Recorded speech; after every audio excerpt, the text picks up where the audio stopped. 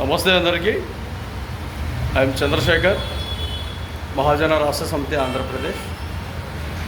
ఈ మధ్యకాలంలో ప్రేమించి పెళ్ళిళ్ళు చేసుకున్న వ్యక్తులు కొన్ని చోట్ల భయంతోనో నయంతోనో ఏదో ఒక విధంగా వాళ్ళు దాపెట్టుకుంటూ బతుకుతూనే ఉన్నారు.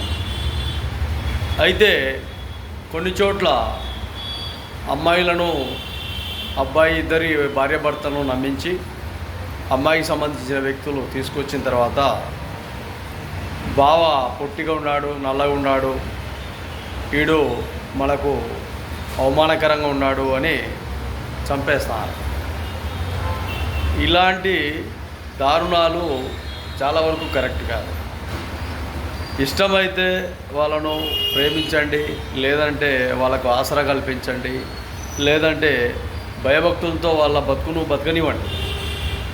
అనవసరంగా వాళ్ళను నమ్మకంగా పిలిపించి నమ్మక ద్రోహంతో వాళ్ళు పడుకున్నప్పుడు, లేదంటే వాళ్ళు ఒంటరిగా ఉన్నప్పుడు, ఆ భర్త ఒంటరిగా ఉన్నప్పుడు అమ్మాయికి సంబంధించిన తల్లిదండ్రులు కావచ్చు, అన్నదమ్ములు కావచ్చు, నమ్మక ద్రోహంగా చంపుతున్నారంటే ఇది చాలా వరకు మీకు శిక్ష.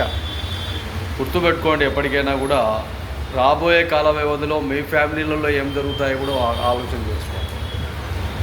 వ్యక్తులను నిష్కారంగా ప్రాణాలు తీయడం అనేది మీకు నచ్చకపోతే నచ్చినట్టు, నచ్చకపోతే మీ ఇష్టం వచ్చినట్టు ఉండండి.